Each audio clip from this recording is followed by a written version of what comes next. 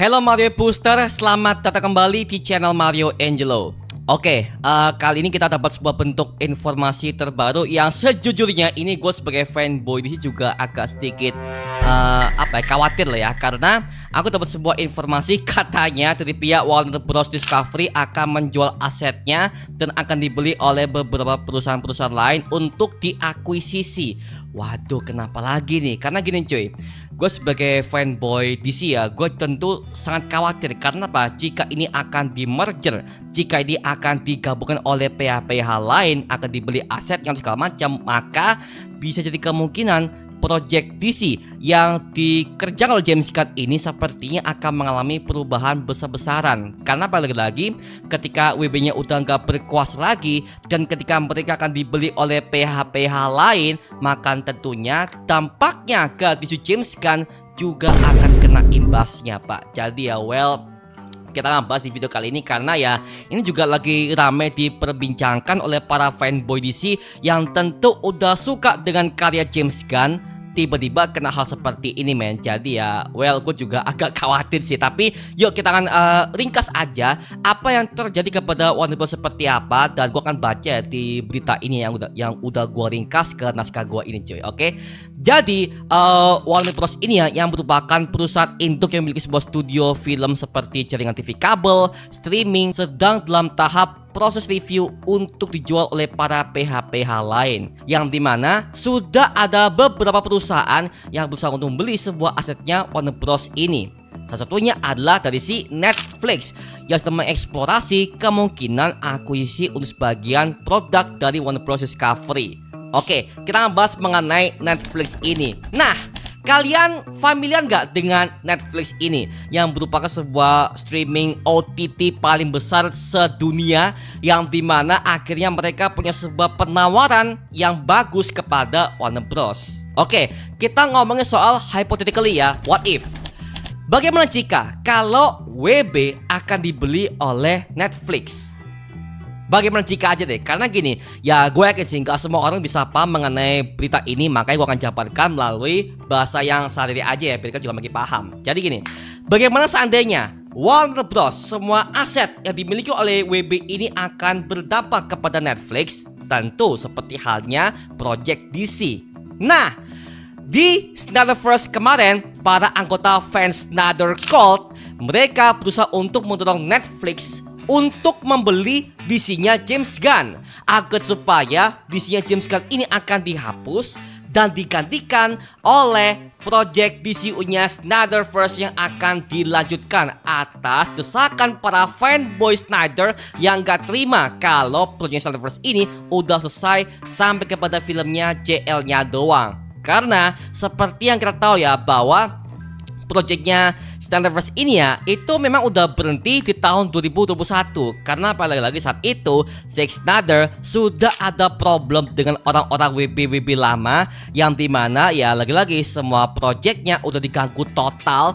Bahkan ya ketika Zack udah upload kepada HBO Max untuk filmnya Snyder Cut itu ya udah berusia 4 jam itu ya, itu semua para anggota-anggota WB akhirnya mereka tuh malah kayak salting banget pak, karena ya lagi-lagi dikira tuh gak sukses, ternyata sukses besar, bahkan bisa mengalahkan film sekelasnya The Dark Knight ya karya Nolan, dan juga semua film-film Avengers Endgame kalah pak sama filmnya streaming JL Snyder Cut. Makanya ya lagi-lagi para fans akhirnya udah mendesak si Zack Snyder untuk membuatkan sebuah sequel keduanya dan juga ketiganya, karena lagi-lagi timeline Snyderverse belum selesai, belum kelar. Makanya ya lagi-lagi men, semua para fans Snyderverse mereka tuh masih berjuang sampai sekarang untuk mempertahankan project DC itu adalah projectnya Zack Snyder.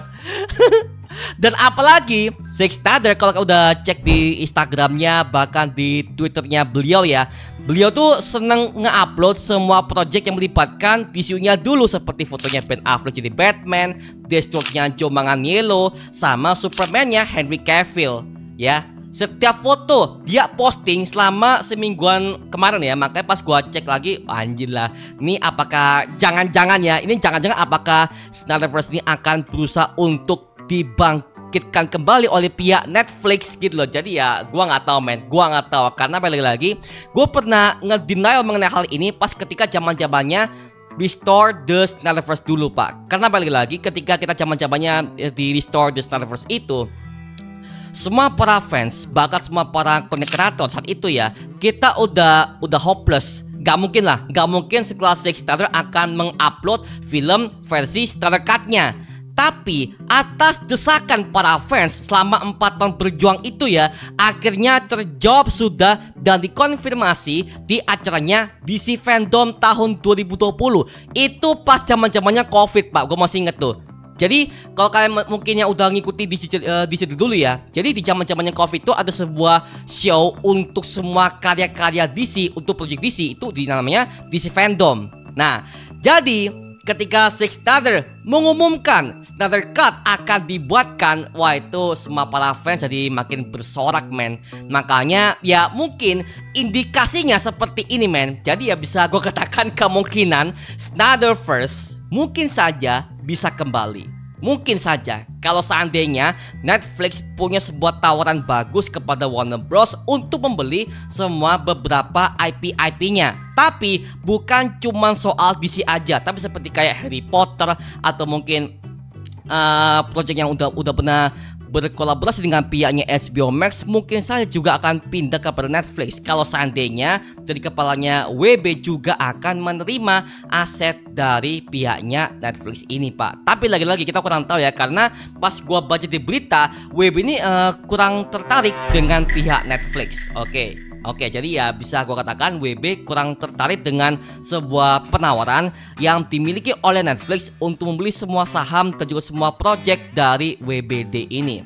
Kemudian yang kedua ini adalah Paramount Skydance yang juga membuat sebuah tawaran besar untuk WB. Tapi lagi-lagi dari pihak WB juga belum bisa menerima semua penawaran dari pihak Netflix dan juga Paramount Skydance. Oke, jadi ya gua untuk sementara ini ya, WB juga belum kasih sebuah bentuk klarifikasi mengenai apa saja sebuah penawaran yang akan diterima oleh WB kepada para pihak-pihak yang lainnya. Tapi jika seandainya dari pihak Paramount Skydance akan membeli semua proyek yang melibatkan DC-nya James Gunn, besar kemungkinan kalau Paramount ini akan tetap mempertahankan semua proyek DC ini. Tapi dengan satu syarat, bahwa sepertinya dari pihak Paramount akan membatalkan semua proyek DC yang tidak dianggap menguntungkan. Contoh mungkin seperti serialnya Waller atau mungkin filmnya The Authority. Karena ya kalau pas gua cek mengenai audiensnya bahkan penontonnya aja, mungkin kurang tertarik dengan proyek-proyek DC yang belum punya nama besar lah ya, seperti itu. Makanya mungkin kalau misalkan Paramount akan membeli DC ini dari James Gunn dari pihak WBD, makanya ya mungkin seperti kayak projectnya Waller series atau mungkin The Authority mungkin akan dibatalkan sih ya, karena mengingat semua bentuk audiensnya, penontonnya juga belum tahu mengenai soal DC, dan ya mungkin akan dibatalkan sih ya, kalau gua bisa lihat ya, kalau misalnya akan diakuisisi oleh pihak Paramount Skydance. Tapi ya lagi-lagi karena ini merupakan sebuah bentuk proyek yang akan dibeli ya, sepertinya akan ada berbagai macam perubahan sih, mungkin sih. Jadi ya mengenai proyeknya James Gunn mungkin akan dibatalkan atau mungkin akan diganti dengan proyek lain mungkin. Well, kita kurang tahu cuy. Tapi yang jelas mengenai akuisisi ini ya, ini akan juga berdampak besar kepada proyeknya James Gunn. Dan James Gunn sepertinya tidak akan bisa diberikan sebuah bentuk kebebasan lebih oleh pihaknya Paramount Skydance kalau misalkan proyek DC ini akan dibeli oleh pihaknya Paramount. Tapi sekali lagi ya, kita kurang tahu bagaimana bentuk hasilnya. Tapi semoga saja mengenai dari pihaknya Warner Bros. Discovery juga bisa memberikan sebuah bentuk kualifikasi ya, karena ya lagi-lagi sebagai fanboy DC ya udah melihat bagaimana semua semesta yang dibangun oleh James Gunn pelan-pelan udah ada banyak banget fans yang suka, dan juga mengenai bagaimana bentuk sequelnya seperti apa, spin-off-nya udah mulai berjalan lebih panjang nih. Makanya aduh saya banget ya kalau misalkan dari pihak WB juga akan menjual ini kepada beberapa pihak-pihak lain sih. Mungkin sepertinya masih tetap akan dipertahankan, walaupun kalau misalkan dari pihak Paramount Pictures ataupun dari pihak Netflix akan meng-approve ya, yang mungkin akan dikerjakan tapi dengan beberapa persyaratan ya, yang dimana proyek mereka yang gak menguntungkan akan dibatalkan. Dan juga mungkin akan ada pergantian dalam segi sutradara, tim kreatifnya, dan juga bahkan dalam segi bentuk castingnya juga akan diatur oleh para PH ini mungkin. Oke, mungkin nih, karena ya gue cuman ngomong gini kan lagi-lagi ya cuman sebagai orang yang sotoy doang. Tapi mengenai beberapa kasus dengan kasus merger sebuah perusahaan studio ini kepada studio lain, ya dari dulu sudah ada, seperti kayak Disney yang mengakuisisi Fox ya kan, dan juga ada Warner Bros serta Discovery akhirnya bergabung jadi Warner Bros Discovery. Tapi ya kalau misalkan DCU-nya Zack Snyder akan dikerjakan, kira-kira deh kalian mau nggak?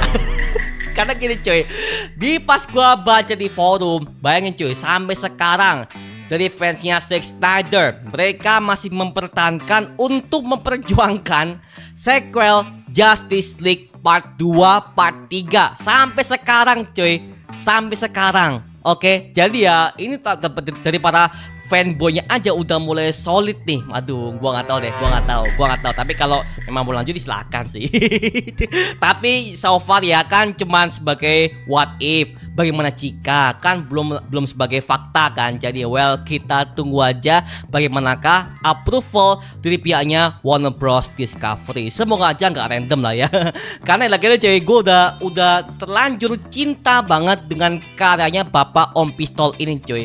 Oke. Karena ya gue udah ketemu dengan beliau di Filipina kemarin. Kita udah salaman bareng, bahkan kita udah pernah ngobrol bareng ya.